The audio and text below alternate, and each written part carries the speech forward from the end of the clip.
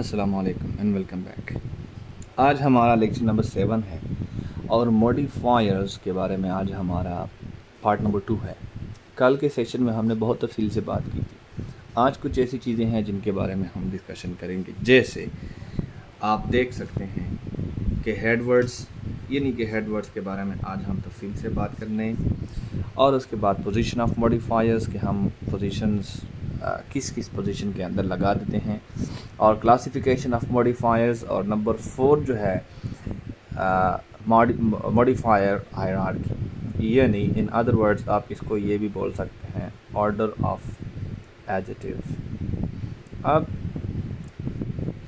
सबसे पहले हम स्टार्ट करते हैं हेड वर्ड्स कि हेड वर्ड्स क्या चीज़ होती है। देखिए, हेड वर्ड एक ऐसा सेंट्रल वर्ड होता है किसी फ्रेज के अंदर जो ये डिटरमाइन करता है कि जो इस फ्रेज की जो ग्रामेटिकल कैटेगरी है और उसके इर्द गिर्द ये जितने मॉडिफायर्स हैं वो किस तरीके से ऑर्गेनाइज होते हैं। ये नहीं, अगर मैं आसान लफ्ज़ों में आपको बताऊंगा तो इसका ये मतलब होगा कि हर फ्रेज़ के अंदर या तो नाउन फ्रेज़ होता है, या तो वर्ब फ्रेज़ होता है, या एडजेक्टिव फ्रेज़ होता है, या फिर एडवर्ब फ्रेज़ होता है। अच्छा जी, तो हेड वर्ड वो होता है कि लेट्स सपोज अगर मैं एक जुमला लिखूं कि द टॉल ओल्ड मैन, ये एक फ्रेज़ मैंने लिखा है। अच्छा, अब इसके अंदर जो हमारे पास हेड वर्ड है वो है मैन। क्यों? क्योंकि ये जो दोनों अल्फाज हैं ये किसको मॉडिफाई कर रहे हैं? मैन को। तो ऐसा लफ्ज़ जो फ्रेज़ के अंदर दूसरे वर्ड्स उसको मॉडिफाई करेंगे तो हम बोलते हैं कि ये हमारे पास हेड वर्ड है। तो हेड वर्ड तो ये हो गया। अच्छा जी, अब हेड वर्ड के हमारे पास कुछ टाइप्स भी होती हैं। अच्छा, जैसे अगर आप बोलें हेड नाउन, एक तो हमारे पास इसकी ये किस्म है। अब हेड नाउन क्या चीज़ है? For example, the old English book. अगर आप बुक को देखेंगे तो ये हमारे पास एक नाउन है, और उसके बाद ओल्ड और इंग्लिश ये दोनों इसको मॉडिफाई कर रहे हैं।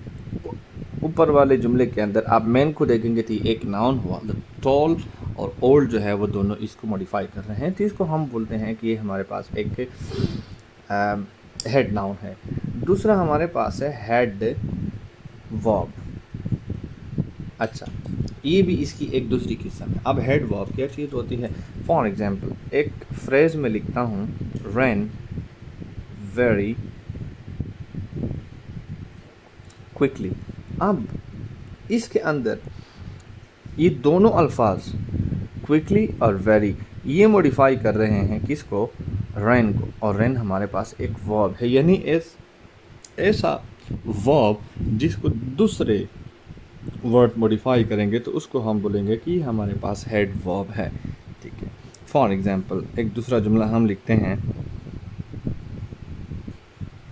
Road nicely. अब नाइसली इस रोड को मॉडिफाई कर, जिसका मतलब ये है कि रोड हमारे पास क्या हुआ? हेड वर्ब हुआ। नंबर 3 हमारे पास है हेड एडजेक्टिव। अब हेड एडजेक्टिव क्या चीज़ होती है? एडजेक्टिव के बारे में तो आप ऑलरेडी जानते हैं कि एडजेक्टिव हम किसको बोलते हैं।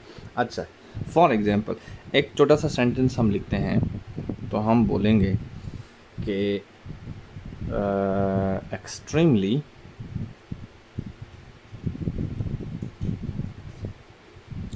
Proud of her. अच्छा, अब यहाँ पर एडजेक्टिव हमारे पास है प्राउड, ये हमारे पास हेड वर्ड हुआ। जो बाकी फ्रेज है वो other part of the sentence हुआ। नंबर 4 हमारे पास है हेड एडवर्ब। अब हेड एडवर्ब के बारे में भी आप ऑलरेडी जानते हैं। फॉर एग्जांपल, अगर हम बोलेंगे कि क्वाइट slowly indeed। इसके अंदर जो हमारे पास एडवर्ब है दैट इज स्लोली, और ये दोनों words are another part of the same sentence. अच्छा, अब ये चीज़ है कि मॉडिफाइज जो है वो हेड्स के साथ अटैच कैसे होते हैं, मॉडिफायर्स हेड्स के साथ अटैच कैसे होते हैं, इनके बारे में हम एक दफ़ा देखते हैं कि ये क्या है।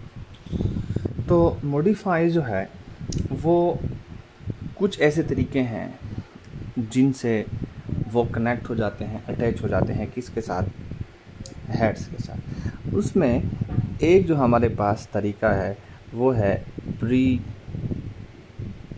मॉडिफायर, यानी प्री मॉडिफायर का मतलब ये होता है बिफोर द हेड, ठीक है। और दूसरा हमारे पास है पोस्ट मॉडिफायर। इसका ये मतलब होता है कि after the head. Let's suppose मैं एक एग्जांपल लेता हूँ कि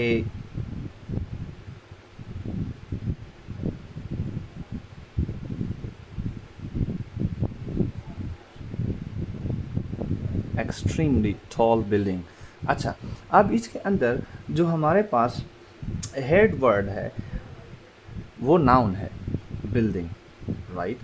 अच्छा जी, और टॉल जो है, टॉल ये प्री मॉडिफाइंग एडजेक्टिव है।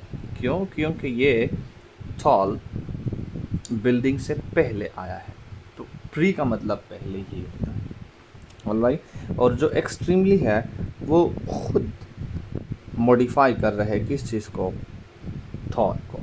तो ये हमारे पास कुछ तरीके होते हैं कि हम उनको मॉडिफाई करते हैं, हम इनको कनेक्ट करते हैं किस चीज़ के साथ, हेड के साथ। अब हम थोड़ी बात करते हैं पोजीशन ऑफ मॉडिफायर्स के बारे में कि हम कहाँ कहाँ पे मॉडिफायर्स लगा सकते हैं, और यही वो चीज़ हैं जिनकी वजह से बहुत सारे लोग कंफ्यूज होते हैं। आए हम आज इनको पढ़ने की कोशिश करते हैं। अच्छा, एक तो हम लगाते हैं बिफोर द हेड, दूसरा हम लगाते हैं आफ्टर द हेड, और तीसरा हम लगाते हैं स्टार्ट ऑफ सेंटेंस। इनको हम कनेक्ट करते हैं स्टार्ट ऑफ सेंटेंस मॉडिफायर्स। और चौथा हमारे पास है मिडल ऑफ सेंटेंस मॉडिफायर्स, और पांचवा हमारे पास है एंड ऑफ सेंटेंस मॉडिफायर्स। अच्छा, अब इनके बारे में हम ज़रा पढ़ने की कोशिश करते हैं, और उनकी तरफ जाने से पहले दो तीन और भी इनकी एग्जांपल्स हैं और इनकी किस्में हैं। उनमें से एक है डिस्टेंस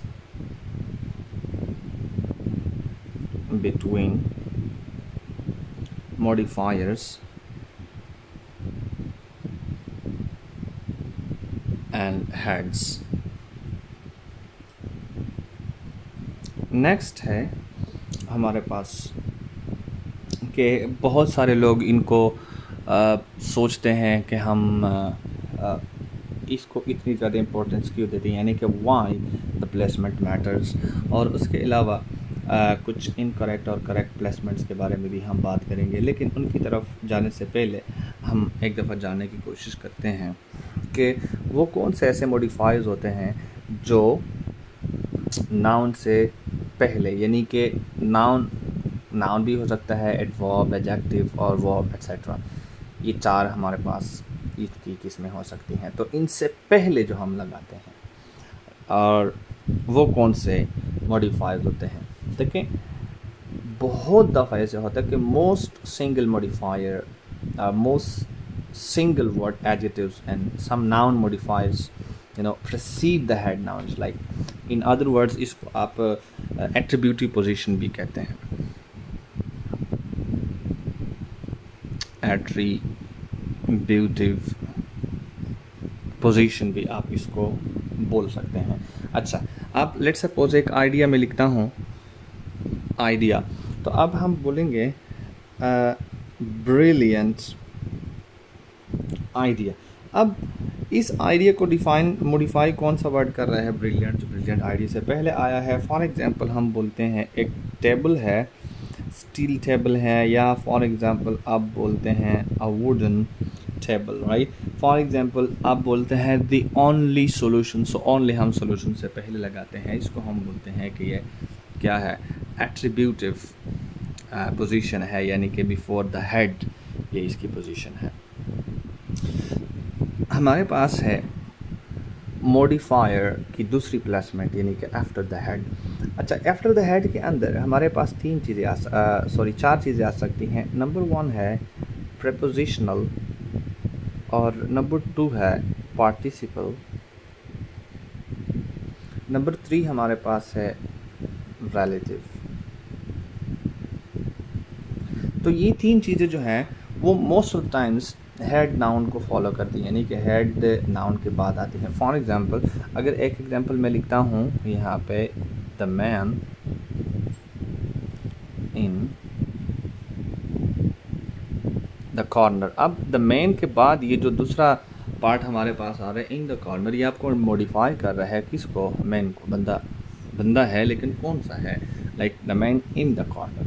अच्छा, नंबर 2 एक और एग्जांपल हम लिखते हैं, for example the girl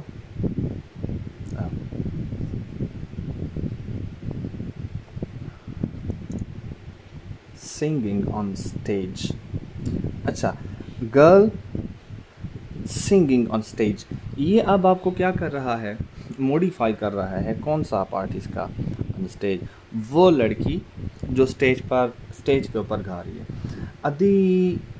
one of the other example is the plane that fell. अब द प्लेन, भाई कौन सा प्लेन? That fail. तो ये सारी हमारे पास उनकी एग्जांपल्स हैं जो हम हेड वर्ड के बाद लगाते हैं। नेक्स्ट है start of the sentence modifiers. अब या बिगिनिंग ऑफ सेंटेंस मॉडिफायर्स भी आप इनको बोल सकते हैं। अच्छा, इसमें अक्सर दफ़ा ऐसे होता है, for example if a person is asking you about the beginning of sentence modifiers, adverbial and participle phrases often open a sentence, right? To set the scene, or maybe to establish a condition, like for example. And one of the most important thing is that a comma normally follows, right? For example, बहुत दफ़ा ऐसे होता है, मेरा मतलब ये है कहने का कि अक्सर दफ़ा ऐसे अल्फाज होते हैं जो वो जुमले को स्टार्ट करते हैं। फॉर एग्जांपल मैं बोलता हूँ हैविंग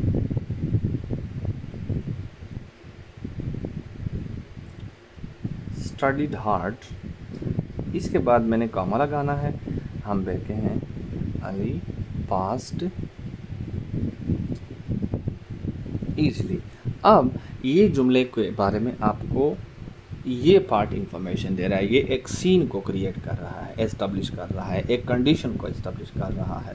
फॉर एग्जांपल हम बोलते हैं, एक ज़बरदस्त जुमला जहन में आया है, एग्जॉस्टेड, उसके बाद कॉमा, सारा collapsed onto the sofa।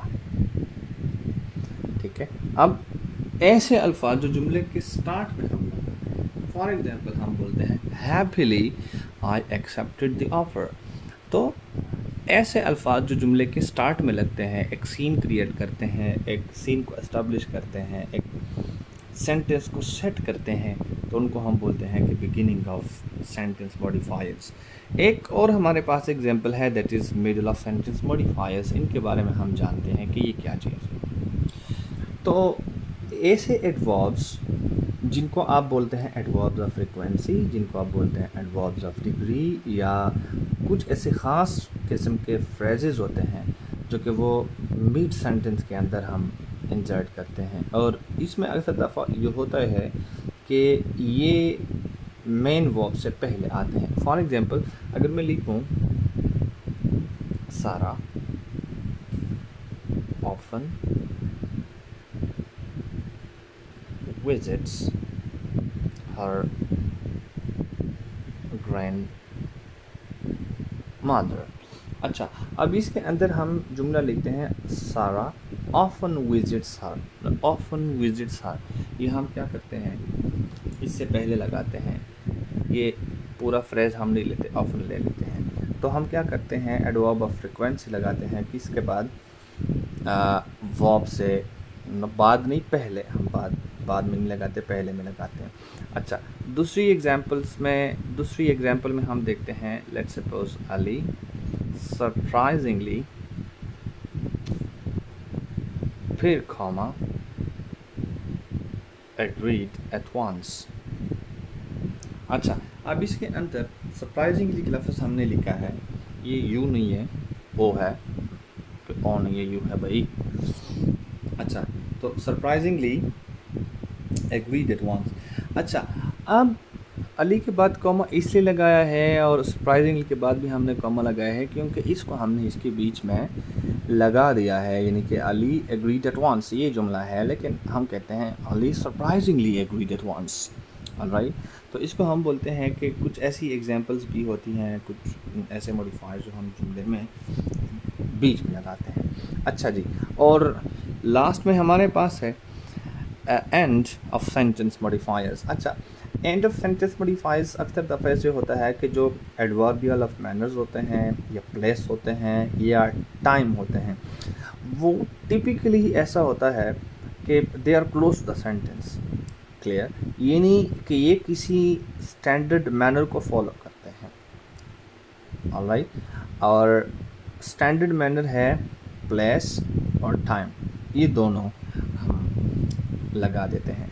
For example, ये मेरा ये मतलब है, प्लेस एंड देन टाइम, इसको हम बोलते हैं, ये एक इसका स्टैंडर्ड मैनर है। ठीक है, अब मैं आपको समझाता हूँ कि ये क्या चीज़ है। हम कहते हैं कि आयशा sang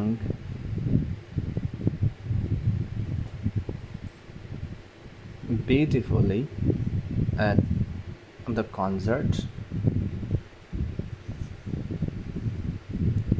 last night। अच्छा, अब इसने सिंगिंग तो की है, बट सबसे पहले प्लेस भाई कहाँ है, एट द कॉन्सर्ट, और उसके बाद है टाइम, लास्ट नाइट। ठीक है, for example, I met her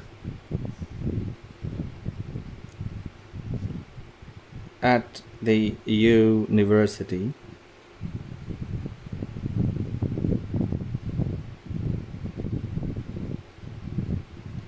yesterday. अब इसके अंदर देखेंगे कई जुमले के एंड में लगते हैं, लेकिन जुमले के एंड में अगर ये दोनों आपके पास आते हैं तो वो इस स्टैंडर्ड मैनर को फॉलो करेंगे। Otherwise, I met her yesterday, I met her at the university, ठीक है, आप कोई भी लगा सकते हैं। बट अगर दोनों आएंगे तो अगर लेट सपोज इसको हम यूँ लिखेंगे, I met her yesterday at the university, जुमला ठीक है, मीनिंग भी आपको दे रहे, लेकिन वो स्टैंडर्ड मैनर को फॉलो नहीं कर रहा। इस वजह से अक्सर दफ़ा इस किस्म के MCQs आते रहते हैं टेस्ट के अंदर, तो बच्चों को पता नहीं चलता, लिहाजा इस स्टैंडर्ड मैनर को फॉलो करना है। अच्छा, और द लास्ट हमारे पास है कि distance between modifiers and heads. अच्छा, मॉडिफायर्स और हेड्स के दरमियान एक गोल्डन रूल है, यानी कि वो गोल्डन रूल भला कौन सा है, that is of modified placement, that is proximity. Right, इसका मतलब ये होता है कि a modifier should sit as close as possible to the body it modifies, right? अच्छा, और जितना आप इसका मतलब ये है फासला देंगे उतना ज़्यादा आप इंक्रीज़ करेंगे एम्बिग्विटी को, या इसको आप अदर बोलते हैं मिसप्लेस्ड मॉडिफायर एरर। ठीक है, इनको हम एग्जांपल्स के थ्रू समझने की कोशिश करते हैं। इसमें हमारे पास जो नंबर 1 है वो वेरी शॉर्ट डिस्टेंस है, और शॉर्ट डिस्टेंस का मतलब ये है कि that is very very clear, right. अच्छा, वो कैसे? For example the red car stopped. अच्छा, इसके अंदर जो हमारे पास हेड है वो तो कार है, मॉडिफायर हमारे पास रेड है, इनके बीच में कोई फासला नहीं है, लिहाजा this is very clear, alright. यानी कि डिस्टेंस जो है that is very adjacent, like adjacent इसलिए है कि वी हैव 0 वर्ड्स और 0 वर्ड डिस्टेंस। अच्छा, नंबर 2, इसके अंदर एक और हम लिख सकते हैं the very intelligent student won the prize. अब स्टूडेंट और वेरी इंटेलिजेंट दोनों को हमने लगाया है, 0 वर्ड डिस्टेंस हमने इसके अंदर दिया है, तो इट मीन्स के ये भी हमारे पास एक बहुत ज़्यादा क्लियर एग्जांपल है। अच्छा, एक शॉर्ट होगा तो दूसरा हमारे पास ज़ाहिरी बात है कि लॉन्ग ही होगा, और लॉन्ग क्लियर होता है बट समटाइम्स कन्फ्यूजन का बायस बनता है। अच्छा, हम क्या करते हैं, द कार, और उसके बाद फिर हम लगाएंगे modifiers, parked outside the school, comma,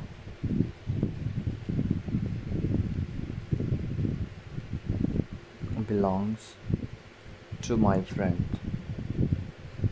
इसके अंदर मैंने मॉडिफायर्स का मतलब हमेशा ये होता है कि अगर आप जुमले को उसके बग़ैर भी लिखेंगे तो फिर भी जुमला बहुत ज़्यादा क्लियर होता है, उसका मीनिंग भी होता है। वो मैंने कल एग्जांपल्स में आपको बहुत ज़्यादा बताई थी। The car belongs to my friend, जुमला एक्सेप्टेड भी है, ग्रामेटिकली करेक्ट भी है, लेकिन इसके अंदर हमने क्या किया है, एडिशनल इन्फॉर्मेशन हमने ऐड की है कि भला किस कार की बात हो रही है, तो इसका मतलब ये है कि दैट इज़ स्टिल एक्सेप्टेड। अच्छा, नेक्स्ट, जब हम किसी कंफ्यूजिंग की तरफ, यानी कि इन अदर वर्ड इसको हम बोलेंगे too much distance, and any sentence having too much distance between the modifiers and the head words, that is most of the times confusing because the meaning is not clear. अब कैसे? Let me write an example here. मैं लिखता हूँ the book was placed on the table by the student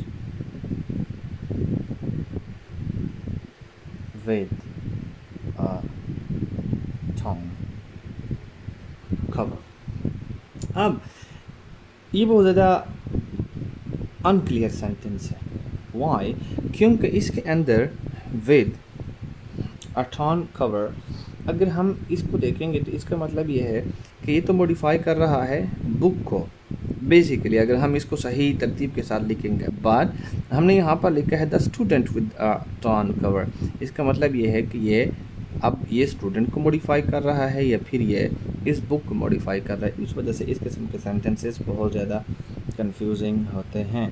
तो इसका मतलब ये है, अगर हम इसी सेंटेंस को कुछ यूँ लिखेंगे कि the book with the torn cover was placed on the table by the student. अब बंदे को समझ आ रही है कि ये जो आइडिया हमने लिखा है दैट इज़ 100% करेक्ट। अच्छा जी, अब कई दफ़ा ऐसे होता है कि इनको हम बोलते हैं मिसप्लेस्ड मॉडिफायर्स। अब मिसप्लेस्ड मॉडिफायर्स के अंदर हम ये बोलेंगे कि for example running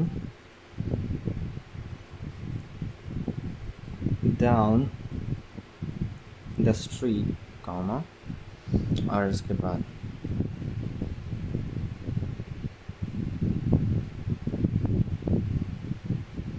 The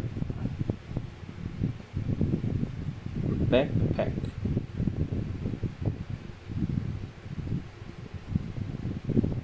fell off Ali।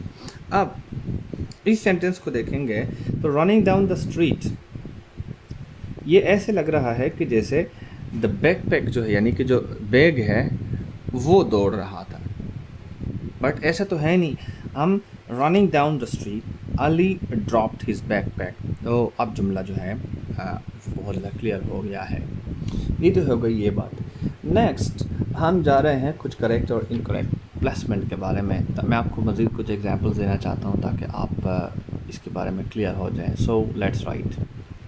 ये कुछ एग्जांपल्स हैं, इनमें से नंबर 1 जो हमारे पास है, आई only at a sandwich for lunch. अच्छा, अब इसके अंदर कन्फ्यूजन कहाँ पर है उसके बारे में आप मुझे बताएंगे, बट कन्फ्यूजन यहाँ पर है। I ate only a sandwich for lunch. I only ate जुमला बज़ाहिर ठीक लग रहा है, बट ग्रामर के रूल्स के मुताबिक इट्स इनकरेक्ट सेंटेंस। तो हम बोलेंगे I ate only a sandwich for lunch. So I ate only. Alright, so the waiter served coffee to the guests in cups.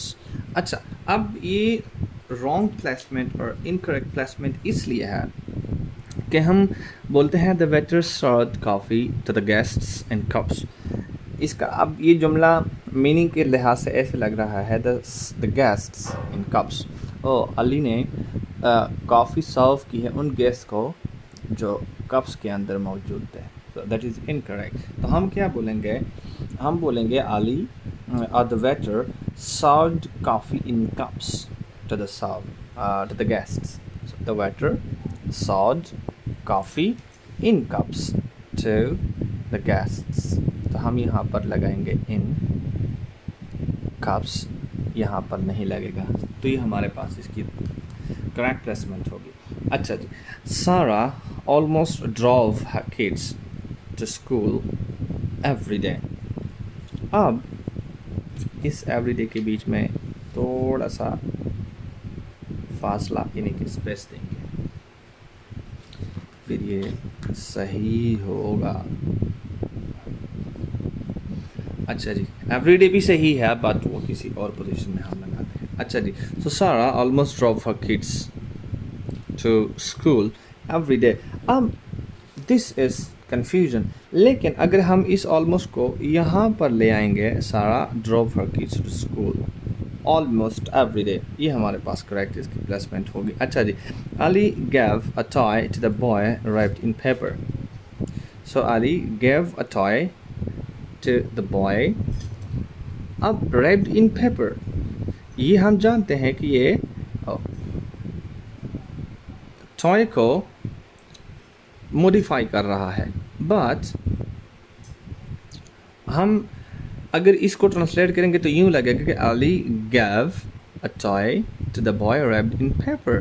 तो अली ने टॉय जो खिलौना है वो उस बच्चे को दिया who was wrapped in paper। That is incorrect placement। लिहाजा हम ये लगाएंगे Ali gave a toy wrapped in paper to the boy। इस to the boy को हम यहाँ पर to the end of the sentence लाएंगे तो फिर ये जुमला सही होगा। और इस जुमले को हम in other words ये भी लिख सकते हैं कि Ali gave the boy the toy wrapped in paper। Ali gave a toy wrapped in paper to the boy, ये भी ठीक है, but ये भी Ali gave the boy the toy wrapped in paper, दोनों sentences correct। लास्ट हमारे पास है we saw a whale sailing in the fair। अच्छा जी, we saw a whale sailing in the ferry। अब पता नहीं है कि ये sailing कौन कर रहा था, whale या फिर हम, that is confusing। तो हम क्या करेंगे, हम sailing in the ferry को at the beginning of the sentence लाएंगे, उसके बाद हम यहाँ पर कॉमा लगाएंगे और we saw a whale ये एंड में लगाएंगे with the full stop। तो इसका मतलब ये है कि ये हमारे पास सही प्लेसमेंट हो गई है। मतलब मेरा ये है कि placement follows had adjacency, like we are going to keep the modifiers as close as possible to its head word, right?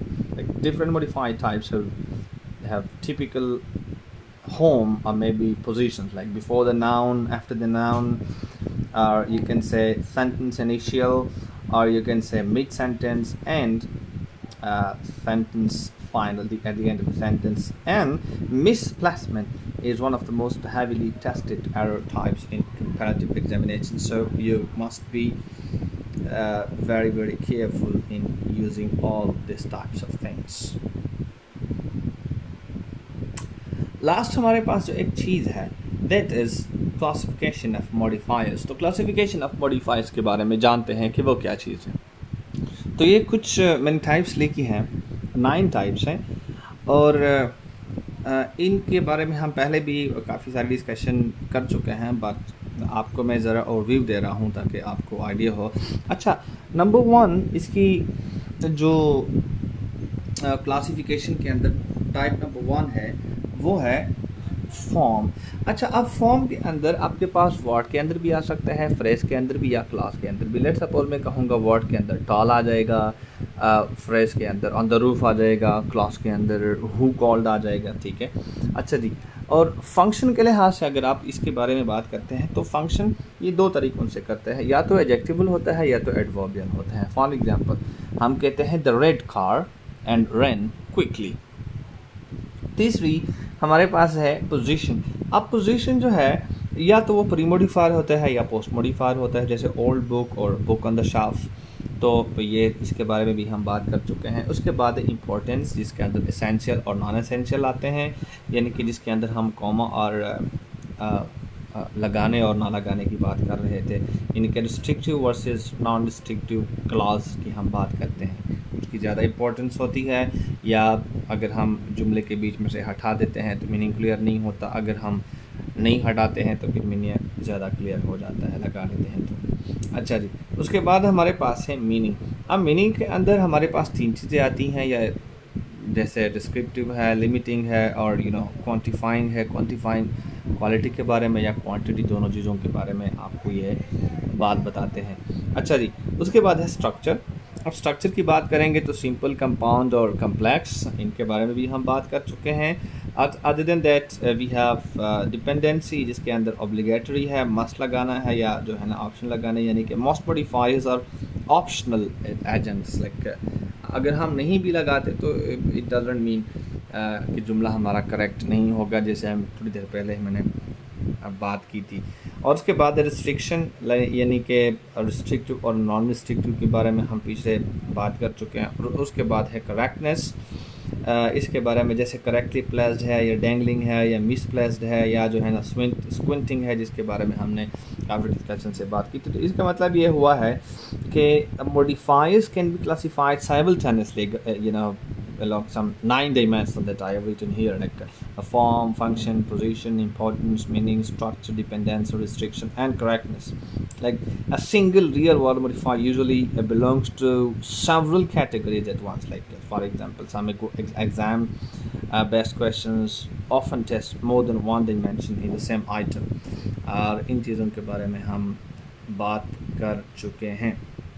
आखिरी जो हमारे पास चीज़ है वो है मॉडिफायर हायरार्की, यानी मॉडिफायर हायरार्की के अंदर हमारे पास ऑर्डर ऑफ एडजेक्टिव आता है, यानी कि when several adjectives pre-modify the same noun, like some native speakers follow an unconscious but remarkably consistent order. Like traditionally, I'm going to summarize by acronym is like this. Let me write it here.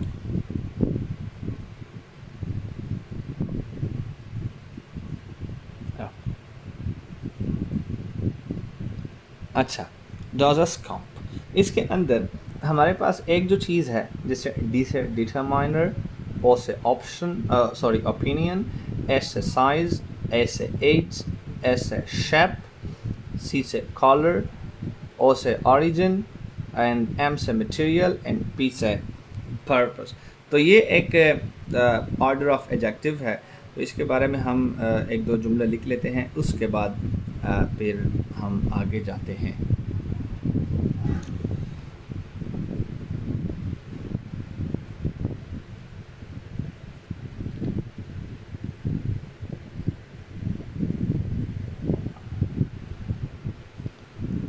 जब बहुत ज़्यादा adjectives advance आ जाते हैं तो उनकी हमारे पास एक specific तरतीब होती है, जिसको मैंने आपको DOSASCOMP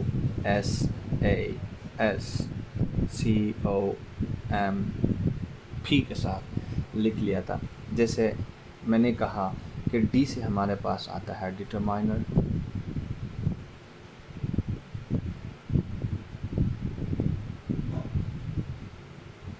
ओ से हमारे पास आता है ओपिनियन, एस से हमारे पास आता है शेप, ए से हमारे पास आता है एज, एस से हमारे पास आता है shape,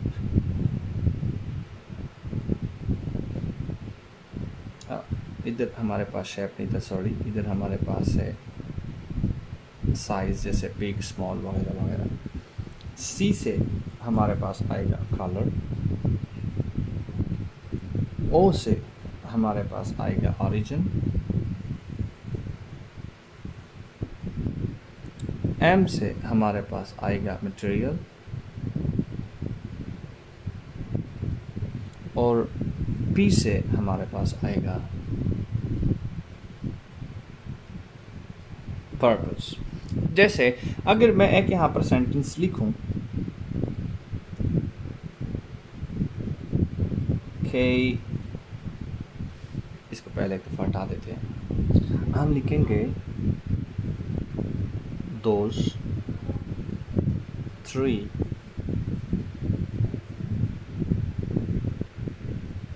beautiful large old red Italian wooden dining tables are in my room। ये एक सेंटेंस है, एक मॉडल के तौर पर मैंने आपको लिखा है। अब ये वाली पोजीशंस आप इसके ऊपर अप्लाई करेंगे तो आपको समझ आ जाएगी कि हर एक चीज़ अपने अपने अपनी अपनी पोजीशन के ऊपर मैंने लिखी हुई है। हर एक लफ्ज़ मैंने कहा दोज 3 ब्यूटीफुल ओपिनियन, और उसके बाद large, size, age, old, shape, red. ये यहाँ पर हमने कलर की बात की है, लेकिन ओल्ड के बाद हम round, red Italian wooden dining tables और इन माई रूम। तो अब सवाल ये है कि वाई दिस ऑर्डर एग्जिस्ट्स।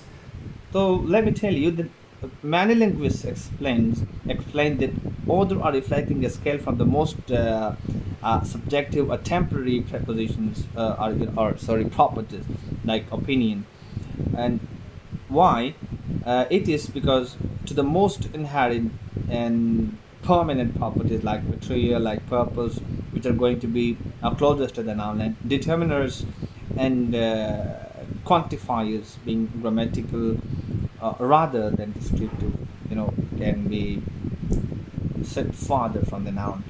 और उसके other we can have many examples as well, but I don't think कि हम वो सारा कुछ यहाँ पर लिख सकते हैं।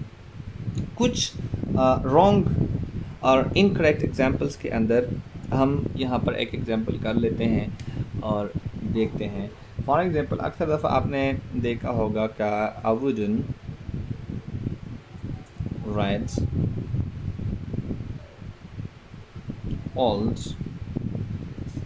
big table। अब ये हमारे पास एक फ्रेज है, but that is in incorrect order. Correct order के अंदर जिसको हम लिखेंगे तो हम बोलेंगे big red wooden table, right. यानी कि पहले हम क्या करेंगे, रीज़न के अंदर अगर हम बात करेंगे तो साइज़ और उसके बाद जो है ना एज और उसके बाद कलर और उसके बाद मटेरियल। तो इस जो है ना तरतीब के साथ हम इसको लिख सकते हैं।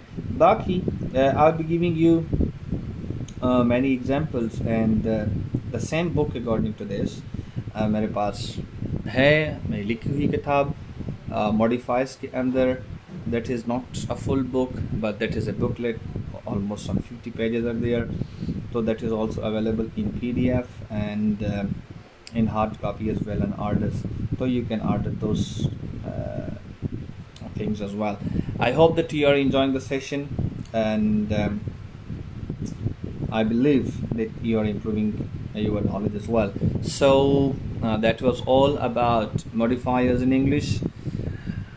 Follow the page, subscribe the YouTube channel so that you can have all the videos as soon as I record and upload. Goodbye and see you soon in another very meaningful lecture. Bye.